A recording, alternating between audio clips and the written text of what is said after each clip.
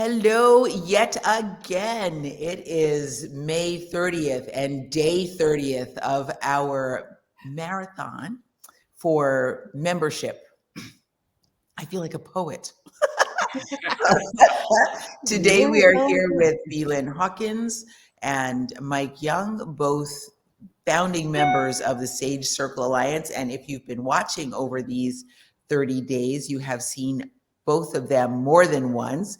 VLynn is our one of our marketing geniuses. She is CEO of Vegan Visibility Productions, and she does digital marketing as well as all kinds of other stuff, like a list of accomplishments and credits, way too long to list today. And then we also have Mike Young, who, I think of Mike as a little bit tighter in his focus. He is in real estate and farming and travel. I don't know, maybe that's not really any tighter. That's probably a little bit broader. I don't know. Maybe that's it. But so good to be with both of you here today. Today, our subject is the whole food, plant-based, healthy vegan movement. And how do we go from grappling with chronic disease that is facilitated by our unhealthy food systems to a lifestyle that offers a transformative solution? And I'm going to start with this because, we've been having these conversations years actually, but certainly a lot in the last 30 days. So I'm just going to jump in with something. I was watching a video this morning that was of a symposium created by the World Bank. And they were actually looking at and talking about, they had a little panel about it and everything, about the impact of our food system on the world. Now, the World Bank is not trying to get people to stop eating meat. This is the truth. They are not trying to do that. In fact, they were quite clear that you don't have to stop eating meat to help the planet. You could give cows pills, is what they were saying. Oh my gosh. Yeah, I'd love to know more about that, but that's for another conversation. But in this room here right now, and we are expecting one more guest here shortly, and we'll let her in when she comes. In the room right now, what do either one of you, both of you, think about the impact our food system has on planetary degradation and animal? Let's look at animal welfare just for a minute. Either of you want to start? Well, yeah. Go ahead, Mike. Well, I just wanted to mention, first of all, this is our organization, which is part of the Sage Circle Alliance, a plant-based diet.org. And a lot of people think that we're plant-based, but that doesn't mean vegan. I just wanted to clarify something right away, that we are a 100% vegan organization. This is our 501c3. It says that right on our website. So this is important to us. And we really, I know, like, just like you had mentioned, Meryl, the World Bank doesn't necessarily think that you have to completely give up animal products, I guess, to do better, right? Because you could do better without fully giving them up, but to do best, there's no place in that, in best. And, so animals obviously we know them, many of us know them as pets or just little critters around outdoors in the yard or wherever we see them. And I don't think anyone wants to hurt them. So if you don't need animal products to do best and you don't want to hurt them, why don't we just utilize another method? That's kind of how we look at it. I totally agree with you, Mike. And, you talk about another method, the solution has always been there. It's been there from the beginning. What serves the human frame is plants. And, what serves a lot of animal frames is plants. Yet somebody figured out that there was a way to make money from the consumption of animal products. And they convinced others to get on that bandwagon. and it has grown into a multi-trillion-dollar industry that has crossed industries. And even in doing that, it has taken its time to impact our lives, Mhm.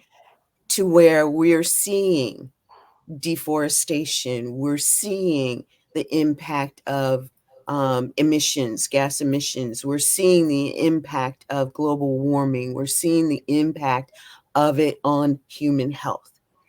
And what we don't see, what most people don't see, is that progression that I just talked about. Mhm. Past generations, what the food consumed, even if there was a little bit of meat for a special occasion or something like that, it was not the way that we consume meat today. Mhm. And the way that they're growing meat to continue that upward movement of consumption is going to continue to impact our health. And I like Dr. Furman's book, what is it? Eat to live. The genocide, Oh, Genocide. fast food genocide. genocide. Mhm. And it's not just fast food, but it is certainly the food that you can go to the grocery store and pick up and throw on the grill and, let it do its thing, turn it over. And, whether it's fully cooked or partially cooked, you're eating it, and it is not plants. Mhm. And it's taking its toll on us. It's creating human issues that were not seen before, except on, special things. Somebody going blind because they've been eating meat was not something you saw from decades ago or centuries ago. Yeah. People having gallbladder and, other kinds of internal issues that we see today was not happening centuries ago. And you have to ask yourself the question, why? Mhm.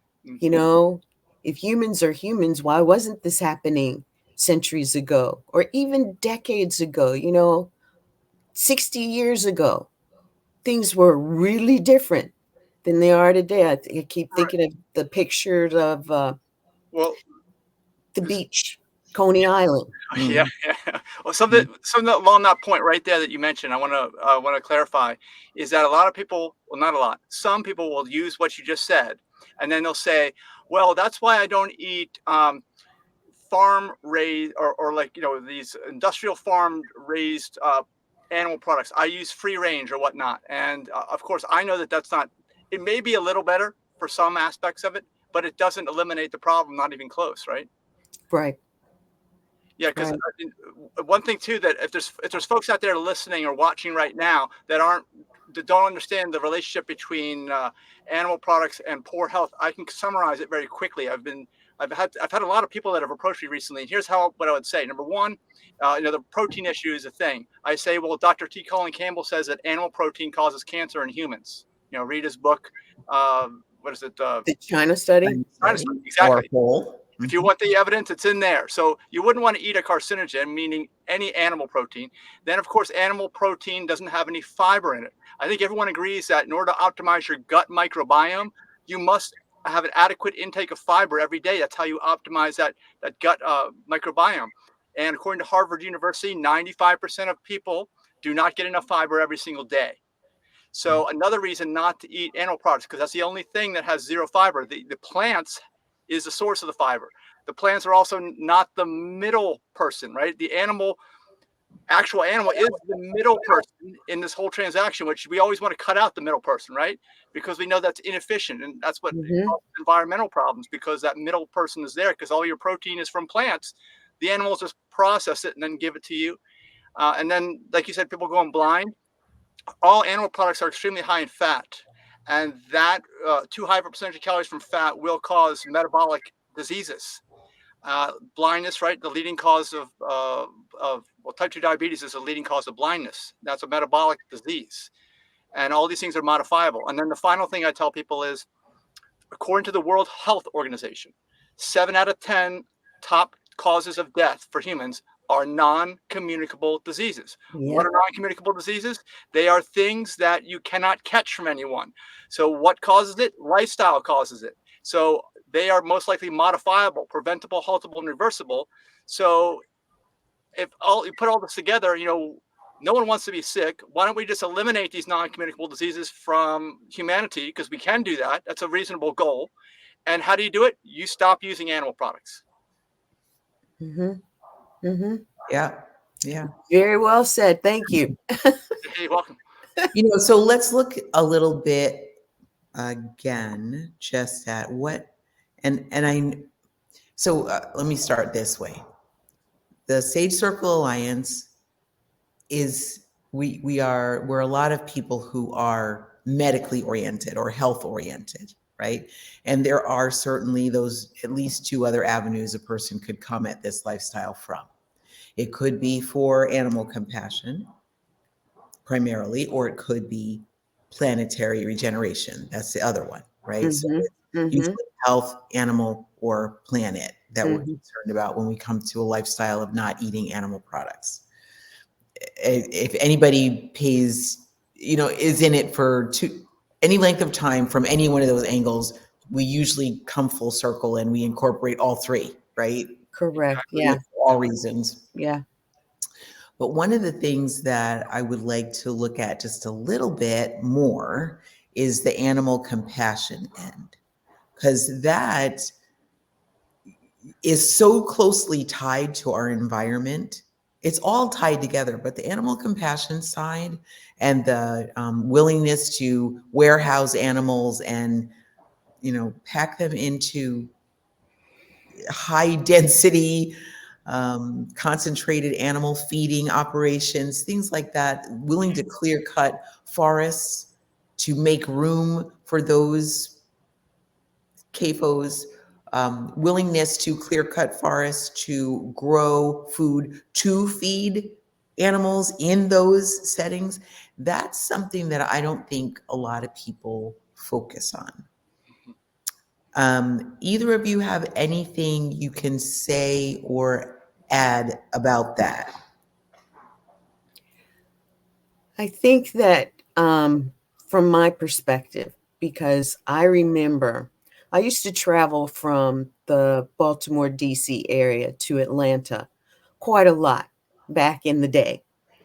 And I remember I-95 until you get to the point where you cut off on 85, you actually came across these patches of the stretch of mileage where it was like, oh my God, who died?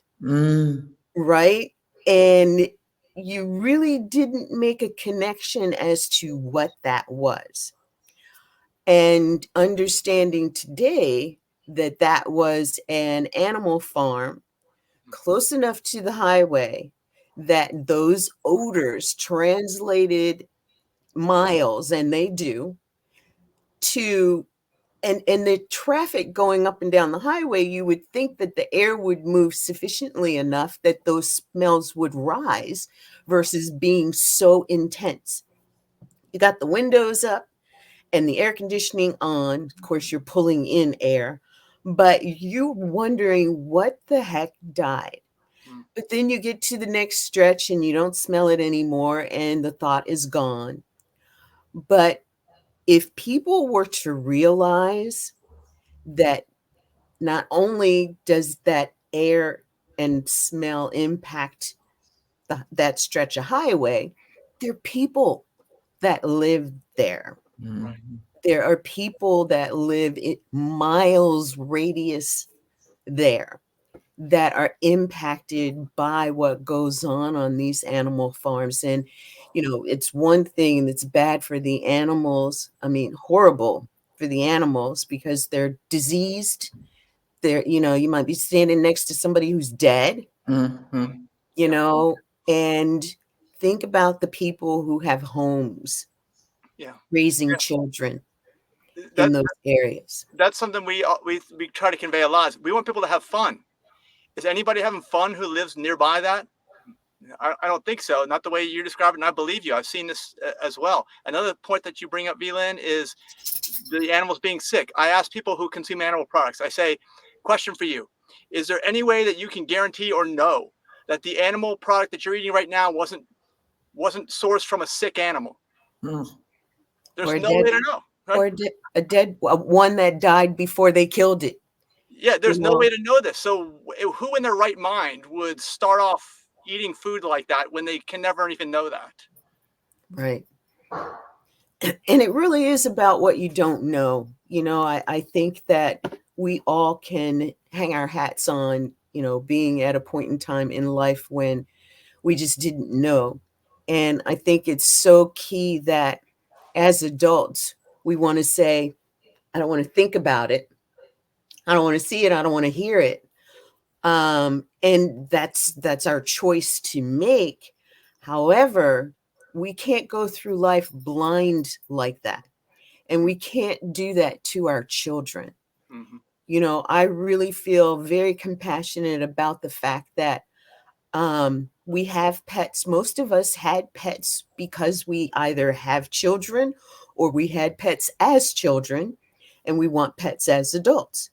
And I shudder to think that I would eat my little guy, because I want to throw some meat on the grill or, just meat on my plate. No. Well, when you think about it, who would do that? I think the humans that would do that are in survival mode, right? It's either they have to do that or they might die themselves. So like the diet that people are eating with animal products is a survival diet based on a time of scarcity that we don't live in anymore, right? We have extreme abundance now. So we should be eating a thriving diet, not a surviving diet. Mm.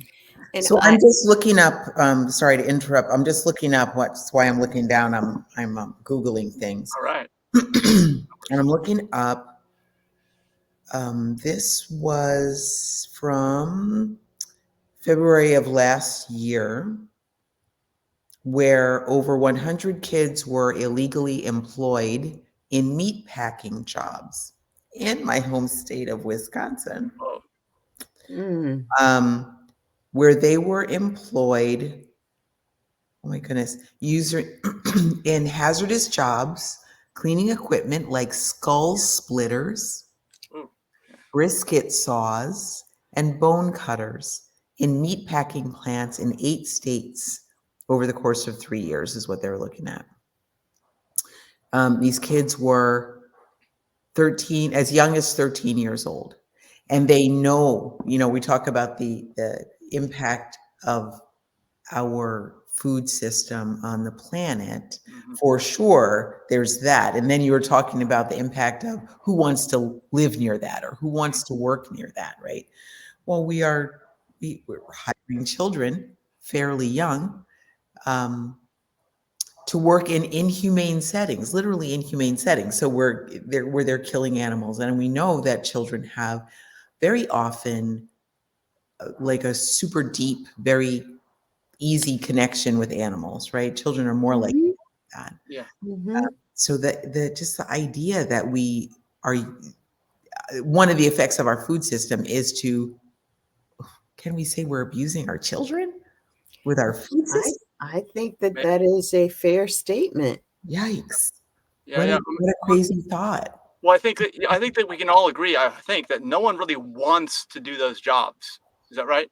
I mean, most of us don't. Right. Yeah. I don't think anyone really wants to do those. So I'm guessing they're finding anyone that would be willing at this point in time, since really.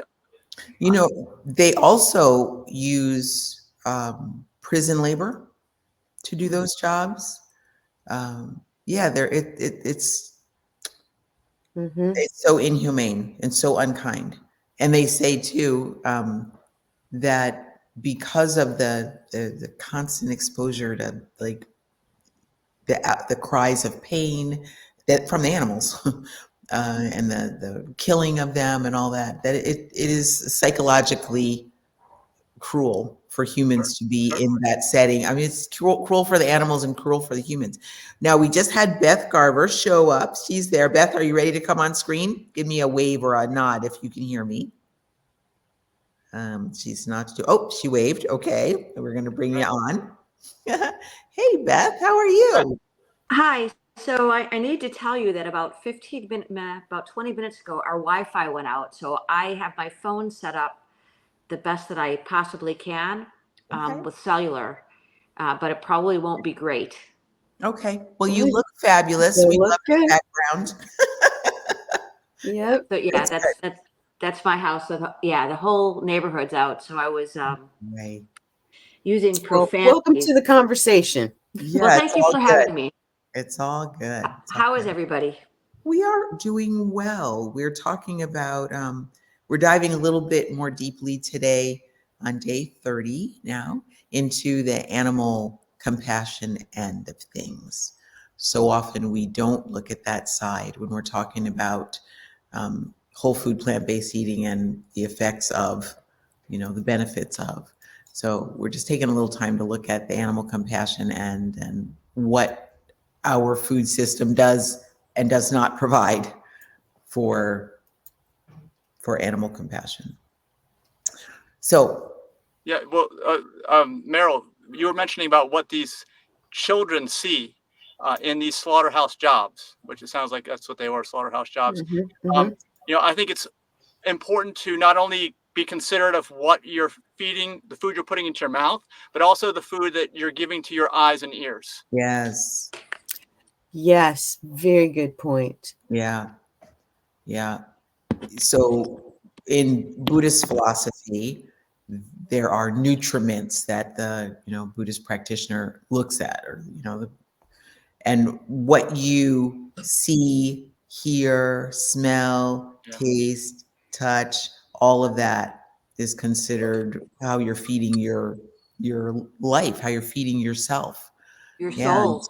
yeah, and to be exposed to constant pain and torture, slaughter, and all that that cannot be good. That cannot be good, especially a So 13-year-old child. So, it's interesting because the animals experience stress before they go to slaughter. And that stress um, is translated into stress hormones that you're eating. And that's toxic. I've studied this. Yes. And, like many of you, I'm animal rights. I'm an animal rights activist. I've been out in the field. Um, and it's bad and people don't understand it, and it's that cognitive dissonance.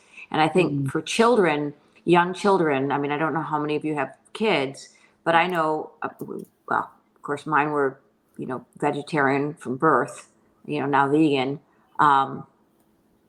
They didn't want to eat meat, and we force them. We tell them, oh, you have to have your protein. Most kids don't want that, right? They don't That want to. was me. That just so you know, I was not raised by vegetarians or vegans, but my parents could tell you from as young as I can remember, I used to refuse to eat meat that was put on my table because I looked at it and they were more of a cooking rare type of palate. Mm. So I would see the blood, I would see the muscle, I would see the veins, I would see the skin, I would see the hair. Well, actually, usually they got the hair, but I could see what it was, right? And then I could Yeah. see well, the rest of my food didn't look like that. I'll just eat the other stuff. Why would I choose to eat something like that?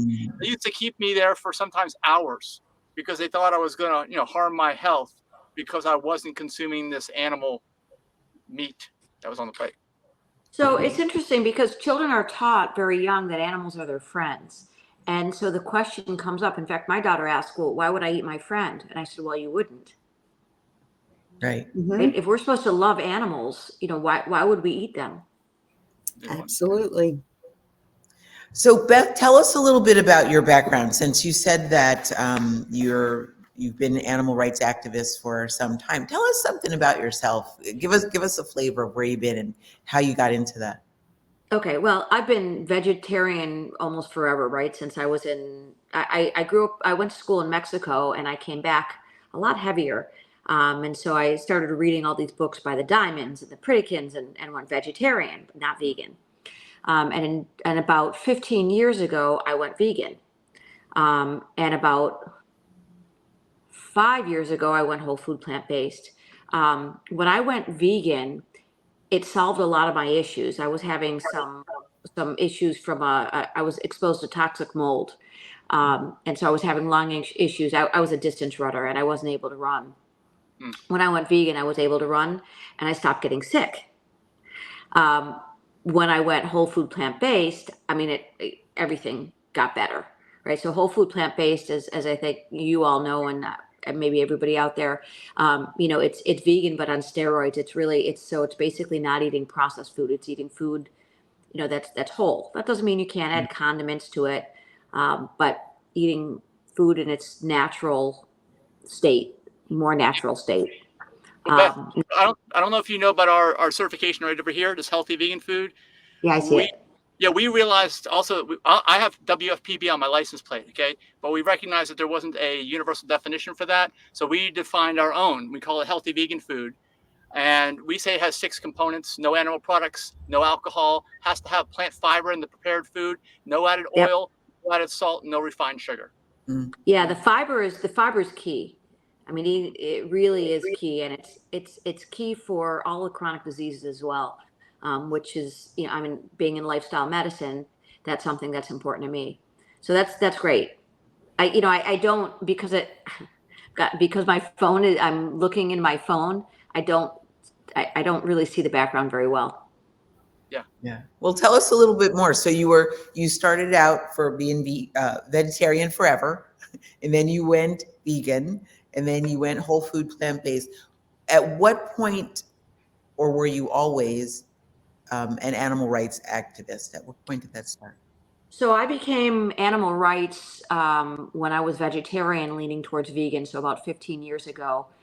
And because I would go into the grocery store and I would ask, well, if I buy cheese, can you tell me how the animal is raised? Can you tell me, if they're treated well? I'd ask all these questions because I was learning, right? And I didn't realize that, even dairy products are harmful to the animals. I just figured, animals died. They gave you what they needed and died. So that's when I went, well, obviously, was leaning towards vegan and animal rights, and founded a couple of organizations. I founded RAR. I'm from Rochester, New York. And by the way, Mike, you'll appreciate this. My license plate is Rock Vegan. Okay, very good. So anyway, that's when I really got into animal rights. I started to learn about it and founded a couple of organizations up in Rochester, New York, and did some, protesting. Nothing major. I'm not somebody. I'm not going to get in anybody's face, right? I think everybody has a right to speak, and it's a right to free speech. But I would just, when people would ask, well, why are you doing this? I would tell them, and have converted, many a non-vegan to vegan, right? A lot of people think about it when you answer their questions. And again, not in people's faces, just, well, let me explain to you. And as the opportunity presents itself. Correct. Right.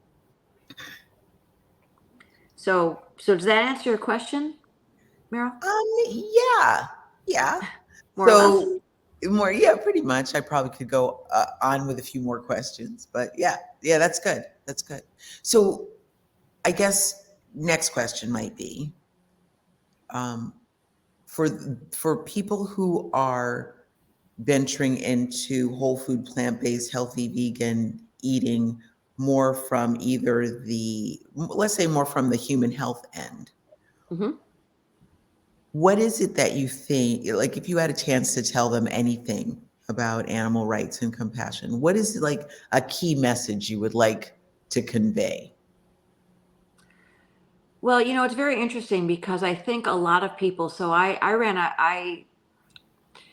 been in the lifestyle medicine field, okay, which encompasses whole food, plant-based, and 5 other pillars. I've been in the field for 5 years, and I've been consulting in the field. And generally, when people start with their health and stick with it, then and this isn't answering your question, but it's, Go ahead. they learn about the other aspects. And one of the other aspects that they learn about, because they're curious and they're reading, and as they see, recipes and information, they learn about the animals and become compassionate. I've met so many people who have then become compassionate. So what I would say is keep an open mind. You certainly, start with your health, but then, think about other reasons to live this way, right? How else is it impacting the earth?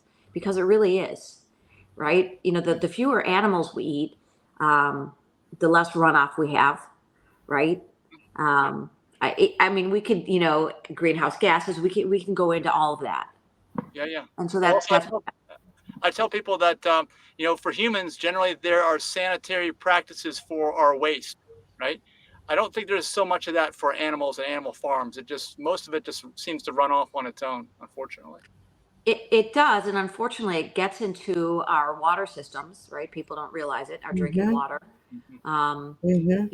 into our agriculture, and it's waste. I mean, it's not good for us. It's toxic, right? And especially, so I wish people were more aware, but I guess that's what we're doing, is trying to make people more aware. Yeah, that's kind of our job. Right, the consequences of our actions, right? I mean, we want everything the way we want it. It's all about convenience and our and there's so many other things to eat on this earth than animals. Yeah. Well, Meryl and VLynn earlier, before you got here, Beth was saying that maybe it was VLynn, I can't remember. One of the two of you said that this agriculture started out as a good business model for somebody. Yeah. So that's the pressure that's keeping it there. There's lots of it's a fairly a positive cash flow for people that are involved in those businesses. And you can tell how much so, because many of those big food companies have decided, I'm going to jump on the plant-based bandwagon, and they've got their own derived processed what they call plant foods that they're now doing and selling. And people are thinking, that's a good alternative. But what they don't realize is those foods are being packaged in the same places that the animal packaging is being done. Yeah, and they're products, right? I consider them food-like products. So anything that the body doesn't recognize as actual food is going to breed disease in that body as a warning sign to ask you to please stop doing that. So just maybe it was last week or so, I was listening to, I think it was a radio show. I'm to the point now where I have so much information like coming at me all the time. It's a little hard to see where I get what anymore. But they were talking about how with gene editing, they are now able to use pig kidneys as kidney transplant for humans, and how there are, I don't know, 100,000 or maybe 70,000 people on the wait list for kidney transplants every year.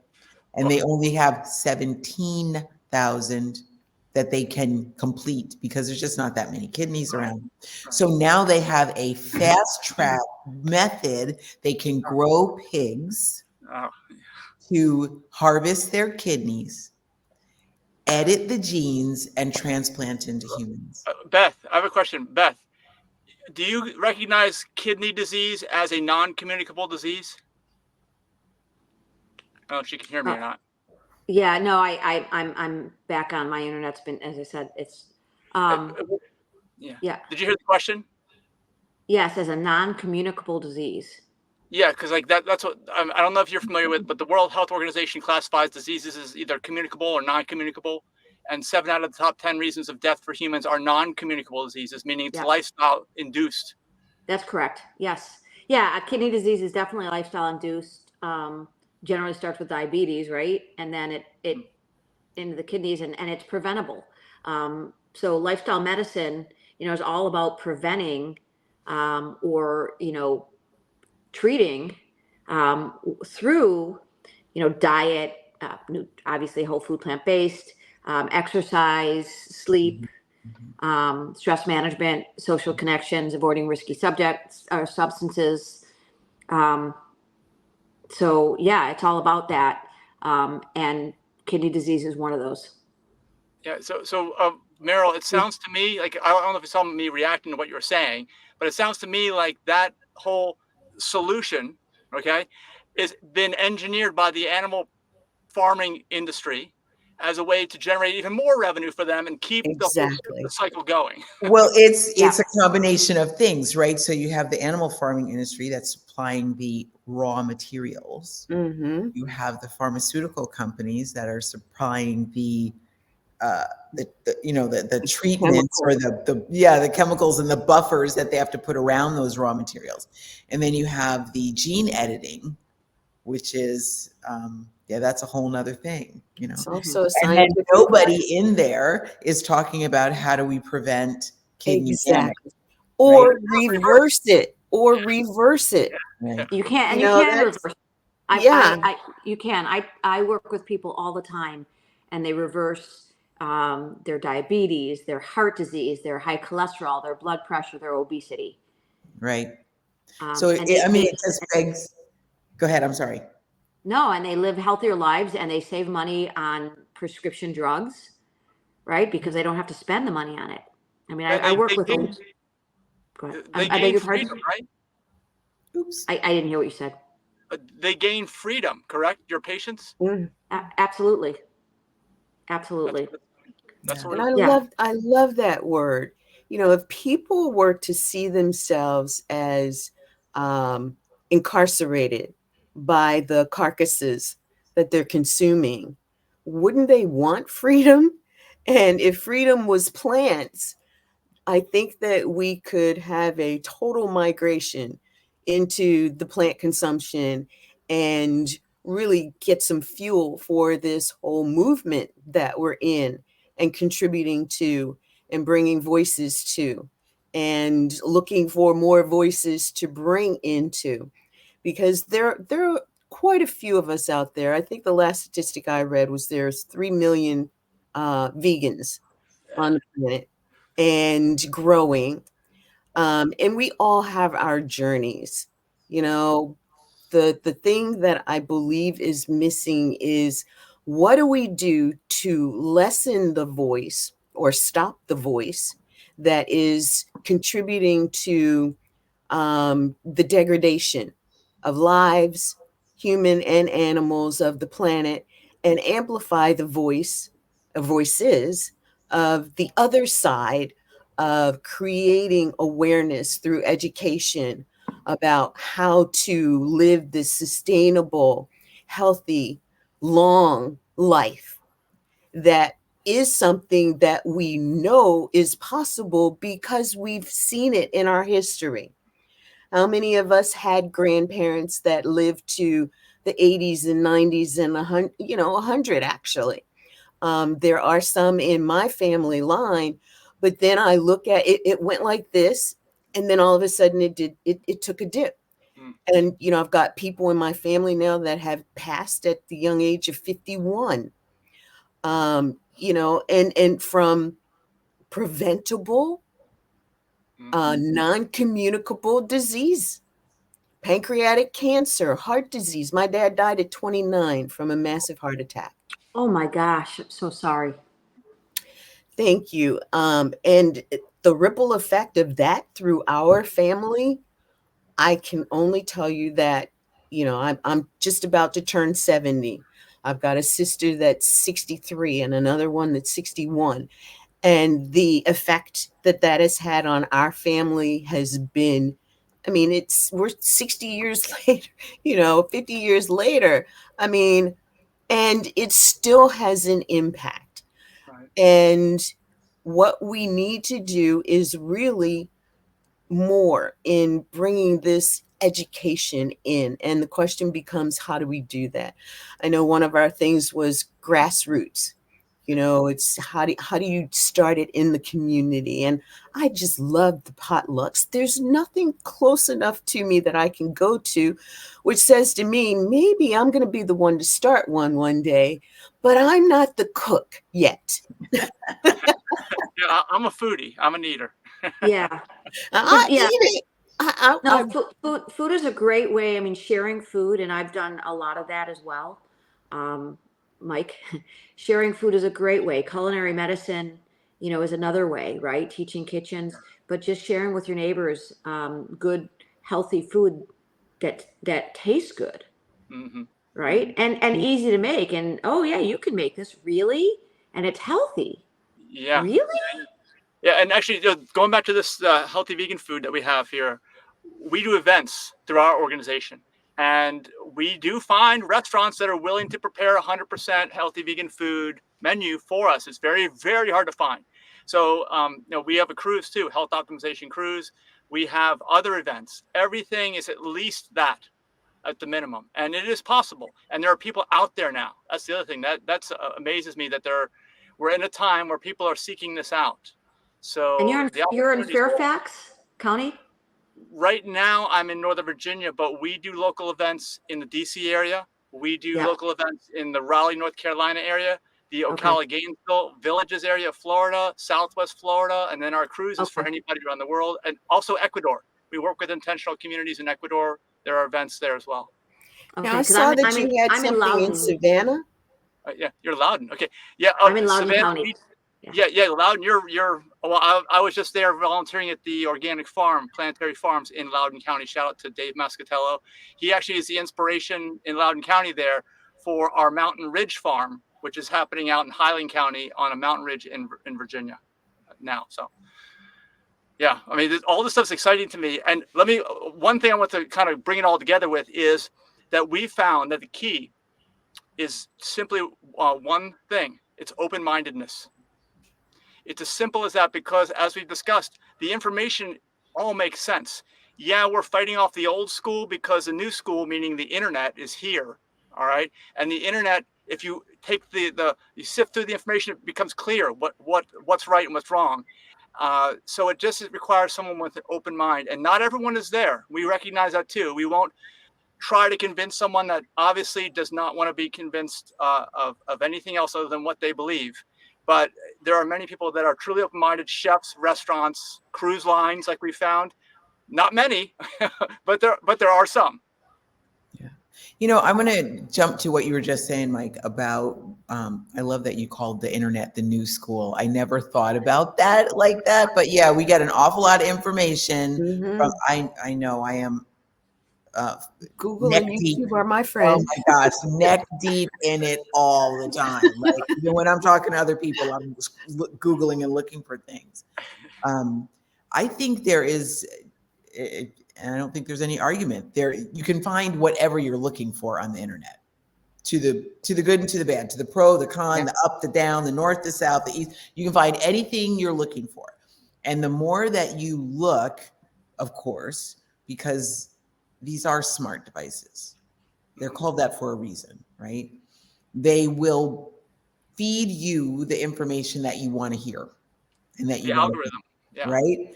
Yep. So if I am somebody who's looking up healthy vegan options all the time, that's what it will show me over and over again. If I'm whatever I'm looking for, it will bring that to me preferentially, right? So when we talk about, sifting through the information on the internet, and you'll find it if you're looking, not necessarily. It depends where you're looking, how you're looking, how often you're looking. If Facebook is listening to me today, sometimes it feels like it's listening. It shows things that I know I've only talked about and I haven't actually Googled or looked That at. does happen. Yes, I agree. Very interesting stuff. So don't say that meat is good or anything like this. Well, yeah, that's already built into the algorithm. But I think when we're talking like this, and we're recommending people look things up and go for legitimate sources, we kind of have to let people remind ourselves and who's ever listening or watching that you can find anything. You can find anything you're looking for, and whether you're looking for it or not, it'll show up for you, because that's the way these devices are designed. They're designed to reinforce what you already believe. An echo chamber, right? People call it an echo chamber. Yeah, it is like an echo chamber. It is. It is. Definitely. Really good. All right. At this moment, we're going to take just a little bit almost of a commercial break. Oh my goodness, we're almost at the top of the hour. Can that be? So this is, once again, our 30th day of our May Marathon for membership for charter members. Today, we're speaking with VLynn Hawkins, Mike Young, and Beth Garver, three of our founding members who, all of whom, and I'm Meryl Fury, all of us are just fully dedicated to health, animal compassion, and planetary regeneration and protection. And we're doing that as members of the Sage Circle Alliance, which is a membership organization. And our main tenets are to support health, animal compassion, and the planet. You can go to our website, which is scrolling along the bottom of our screen right now, sagecirclealliance.org, and look into what we have to offer our members. There are, if you go to that homepage right there at sagecirclealliance.org, land on the homepage, and there's probably at least 3 different buttons that say become a member, join now, join and become a member, membership here, whatever it says, right? Click on the button and it will take you to a place where you can find out about the membership. There are several different levels of membership, maybe, I don't know, 6 or 7 different levels, I think, maybe even more. And it goes anywhere from student and volunteer, which are basically free memberships, right up to enterprise, which is quite a bit more expensive. And you can find whatever membership fits you, like your old cotton t-shirt, very comfortable. You can put it on, see how it fits.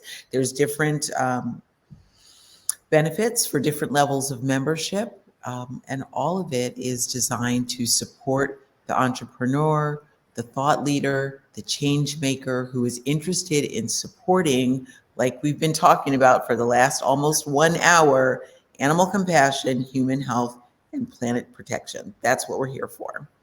So, and it includes go medical practitioners, nurses, coaches, health coaches, nutrition coaches. Yes. Podcasters, Podcasters, authors, yes, grant writers and digital marketers and eco-village people from Ecuador.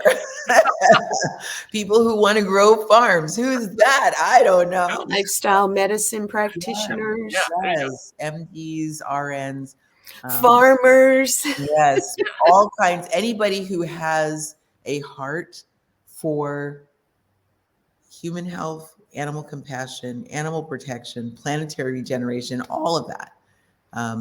We are a group of whole food, plant-based, vegan, healthy eating people. I'll put that right out front. And that's the angle that we come from, to make a difference in the world and amplify that message. And this membership drive is to really reach out, to put the message out there, and to say, if you are in this conversation, come join us. Come be a part of an organization that is primed to really make a difference in the world. I know a lot of people come in and say, we're going to do this and we're going to do that. But this marathon membership drive is one of the first ways that you can tell, excuse me, that this is a group of dedicated individuals who are passionate about this message and about doing. We're doers. We're not sitting on the sidelines. We're doers. We're out there affecting change and creating the ripples that are going to wake others up. And we've seen a lot of the people that we've just named who are feeling alone, like they're doing it all themselves. And they're looking for some place to step into, to feel a part of, and that they can make a contribution to, as they're getting contributed back to themselves. Because we're all about the reciprocal law of the universe. And we know that what you give, you get back 100-fold. Yeah. Right. And we know that this mission is something that is at a critical juncture. If we don't do something now, what will our children end up having to be faced with? and what will we stand and take responsibility for? You know, I remember a lot of times saying, if I knew then what I know now, things might be different. Well, that's no longer a valid excuse. Mm-hmm. You know it now, let's do something now. You know, if you didn't know it a decade ago, that's okay. We're here now. It's now and tomorrow and every tomorrow that we get, because tomorrow is not promised. That's right. Yeah. And our kids need us. Yeah. I mean, the next generations with a big S on the end of it, they need us to help to turn things around so they have something valuable that they can get in their lives. Right. You know, the saying is that the best time to plant a tree was 20 years ago. And the next best time is right now. So right now is the time to plant this tree. I mean, literally and figuratively, to make a difference for everyone, every living being and the planet. Definitely. Yes, it is. And, you know, when we think about what the world needs now, there's a lot of things, and the song comes to mind, Love, Sweet Love. How do you express that? But you join in with those who are taking action, whether it's, you know, the community garden in your neighborhood, or initiating a vegan potluck at your church. You might be surprised the number of people who say, you know, I'm plant-based or I'm plant-based vegan, and will help that to happen. So we really want our audience to know that while we're looking for those people, we're looking for the people who are already doing things. And if you know them, if it's not you, but you know someone, tell them about the Sage Circle Alliance. Yeah, definitely invite people in. With that, we are at the top of the hour. We're going to go round the room one time and just, one really quick last question. If you can put it together in one sentence, this is your challenge. You get a one sentence answer. If there was one thing that you could encourage people to do, one action they could take today, outside of become a member of the Sage Circle Alliance, we'll leave that off the table for the moment. One thing that you would encourage people to do to make a difference in the world, either for human health, animal compassion, or the planet, what would you choose? Let's start with Mike. One sentence. Eat more plants. All right, fair.